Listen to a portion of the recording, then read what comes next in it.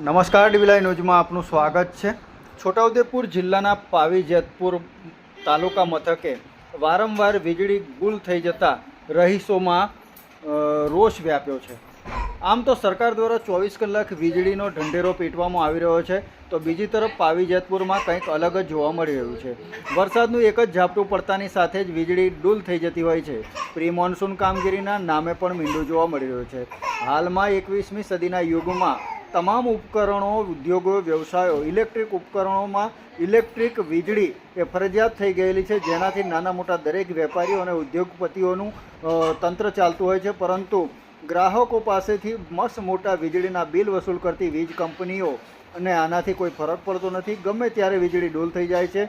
સહેજ વરસાદનું ઝાપટું અથવા તો પવનના સુસવાટાની સાથે જ લાઇટ જતું રહેતા પાવી જેતપુરની અંદર વેપારીઓ અને નાના મોટા ઘરમાં રહેતા ગૃહિણીઓ અને ગામજનોમાં ખૂબ જ રોષ જોવા મળી રહ્યો છે અને તેઓ જણાવી રહ્યા છે કે વર્ષોથી આ જ ઢબી ચાલતી આવતી આ વીજ કંપનીના વ્યવહારમાં ક્યારે સુધારો આવશે તેવા સવાલો નગરજનો ઉઠાવી રહ્યા છે। અલ્તાફ મકરાણી સાથે ડીવીલાઈ ન્યૂઝ પાવી જેતપુર।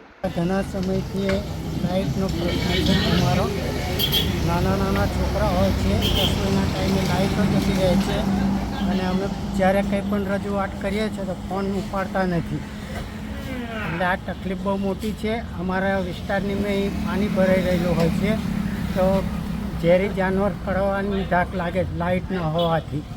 તો અમારી એ રજૂઆત છે કે આનો પ્રશ્ન હલ કરો।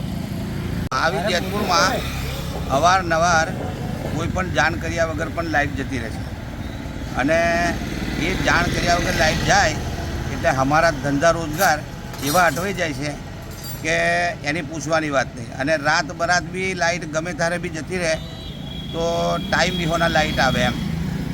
તો જે જીવીબીના કાર્યકર્તાઓ હોય, સાહેબ હોય, એને અમારી આ ચોખ્ખી જાણ છે કે અમને વીજ પુરવઠો પૂરેપૂરો મળવો જોઈએ અને અમને આ લાઇટનો જે પ્રોબ્લેમ છે એ તમે સોલ્વ કરી આપો એમ।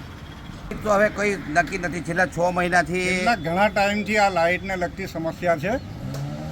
ખાસ વારે વીજળી ગુલ થઈ જતી હોય છે અને બહુ તકલીફનો સામનો કરી રહ્યા છે।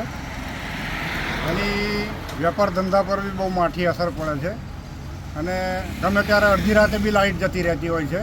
એવા સંજોગોમાં નગરમાં ચોરીઓ થવાનો બી ભય ખરો। તો એ બાબતે LGVCL કે એને લગતા જે બી અધિકારીઓ છે એ લોકોએ આ બાબતે ખૂબ ગંભીરતાપૂર્વક આ નોંધ લેવી જોઈએ અને ત્વરિત પગલાં લઈને આ પ્રોબ્લેમને હંમેશા માટે સોલ્વ કરવો જોઈએ।